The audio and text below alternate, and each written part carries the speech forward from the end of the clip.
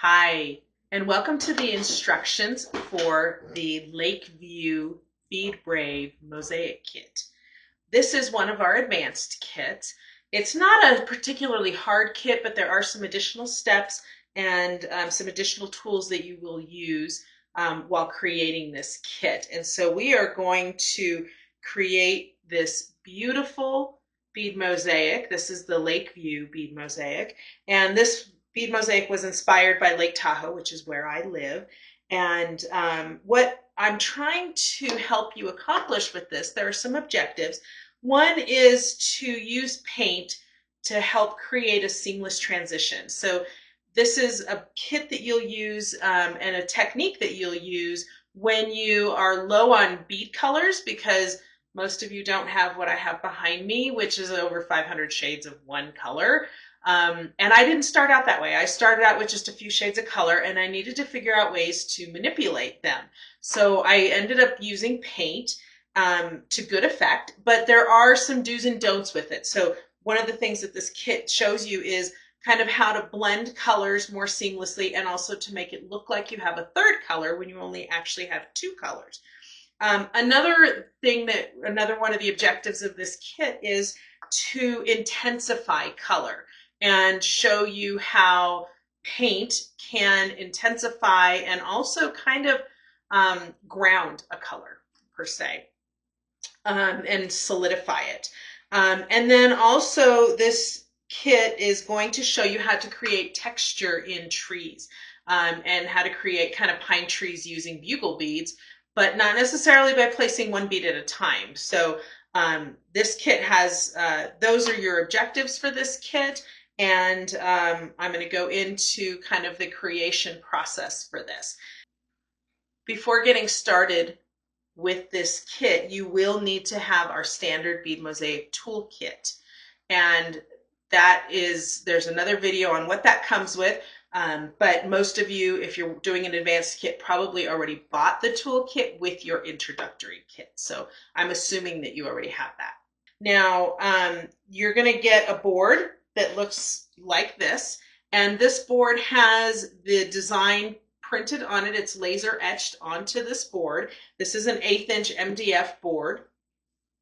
And so the outline is there. All you have to do is kind of get started with it.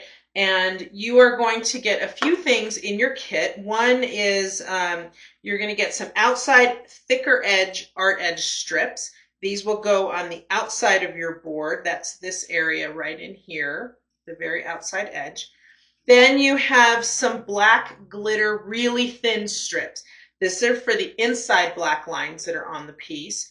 You're going to have paint brushes. You're also going to get 3 things of paint. And this is regular acrylic paint that dries fairly quickly, but you want to make sure that you let it dry when you're using it. You've got those 3 colors. Then you'll have either a bottle of my Sabrina skinny glue, or you'll have another container with Sabrina skinny glue in it that is meant to be dumped into your refillable container. So it just depends on the kit you get. And then you're going to have a packet of beads. And this is all the beads that you need to complete this project. You also have a set of instructions. There are 4 pages to the special instructions that go with this kit. And they will guide you through. And I encourage you to hold on to the instruction set when you're done, so that when you want to do another project on your own and maybe buy one of our project bundles and use your own beads to create your own design, you have the notes. The instructions are your notebook. I encourage you to maybe even keep a notebook full of these instructions, so that it will remind you of different techniques that you can use to improve your projects. So one of the first things that you're going to do with this project to get started is get your paint out with your paint brushes, and you are going to paint the board. And you're not going to paint all of it. You want to make sure that you use the paint strategically. Now, the thing with paint and beads is that the paint manipulates the beads. If you were to paint the entire image, then all the beads would appear really flat. As you know, beads have different personalities. And you're going to have transparent beads, beads with silver lining in them. You're going to have hex cut beads. There's all different types of beads that we use in our kits. Each of them is chosen for their personality. Paint will manipulate that, but if you use too much paint, it will also take away that personality. So you want to be very selective about where and how you use it. Now, in this kit, you're going to see exactly where to do it. For instance, this bear is only partially painted. The water is also partially painted. The sky is only the middle section. You're going to use a feathering technique, which is a very, very basic paint technique when doing this. And then the mountains are a solid black paint color. No feathering along with that. And that's really all that you need in order to paint it. Now you're going to want to paint this before you start applying the art edge strips. Now, this being an advanced kit, I make the assumption that you have done a basic kit, a level 1 or level 2 basic introductory kit. And the technique that you're going to use, part of the technique you use for this kit is the same technique that you use in the basic bead mosaic kits. You're, again, level 1 or 2. If you need those instructions, please go to the beadmosaic.com website, go to downloadables, and you can download a set of those basic instructions to refresh your memory, or you can pause this video and watch the YouTube video that has the basic kit instructions on it as well. But I'm assuming that you know how to apply art edge. And you are going to put the wide art edge strips on the outside, and you're going to apply the art edge, the skinny ones, to the inside.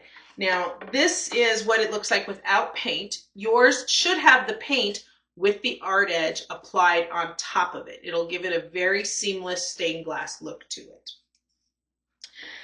Once all the paint is done and all the art edge is applied, you are going to begin to add the beads. Now, the bead application is, again, very similar to our standard kits until you get to the bugle beads. But when you're doing this sky up here, this is one thing I want to point out. This sky looks like there's a whole transition of colors in here, and you really only have 2 colors there. And that feathering in the middle is what's going to give you that effect. So when you put it in, you're going to put the gold down, and then you're going to lightly sprinkle it in the middle over the yellow. Then you're going to put the orange on top, and you're going to overlap it with the gold, lightly sprinkling it in the middle where the yellow is, and you're going to get that transition, that seamless transition of color. It's a beautiful effect. Now, next, you're going to get to the bugle beads. Now, the bugle beads are here, and this is not so much very challenging, but it's probably something that goes against your instinct. And there are a couple of ways that you can accomplish this. Now, you can put the bugle beads in place and then pour the glue on top after they're in place, and I encourage you to have them overlapping the black lines. The black lines are going to give those bugle beads a little bit of lift. They're going to give them some texture and some personality. So go ahead and place them on top of the outside black lines. You don't have to cover it all up. It looks fine the way it is, but you can if you really want to. But I would encourage you to scatter these. Don't get too picky about placement, because then they look forced and they look like they're planned. So you can either lay them on top and then pour the glue on top of that, which is how it's labeled in the instructions, or you can mix the beads in with some glue and then kind of scoop them out with your metal scooper and put them into place.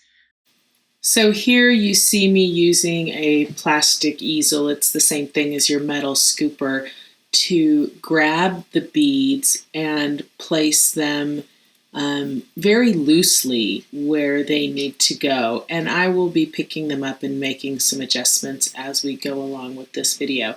But this gives you a basic idea of kind of how loose this technique is, and what a really neat effect that you can get with it.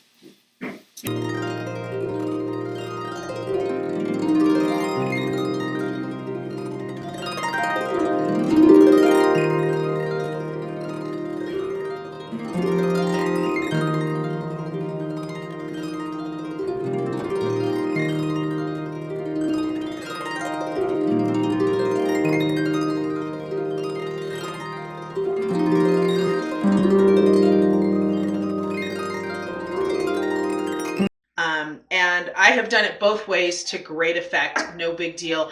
I think you have a little bit more control over the beads when they're mixed in with the glue first, because they're a little bit putty-like and they will stick together and not kind of roll away as quickly. But that's one of the challenging parts of this, is getting these beads into place.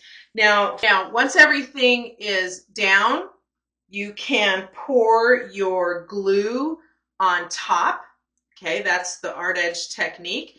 You're going to pour the glue on the top, and your areas with the pine needles are going to be left blank. And there's a diagram of that in your instructions. Let this dry first, then go back and do this. It's going to be a lot easier because you're not going to be worried about bumping into things.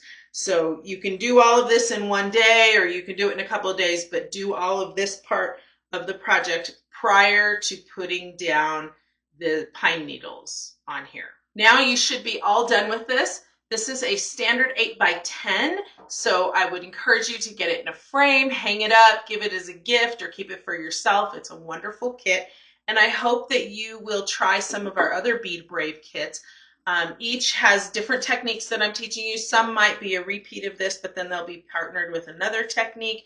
And my goal is just to help you do the best projects that you can do and to teach you as many of my techniques as possible. When you're creating original art, it's all about using all the techniques that you have in whatever ways the piece needs it. So the more techniques that you learn and have in your arsenal, the more creative and more beautiful your work is going to be. I hope you have enjoyed this kit. Thank you so much for joining me, and I hope you'll try one of our other BEad Brave kits. Have a wonderful day.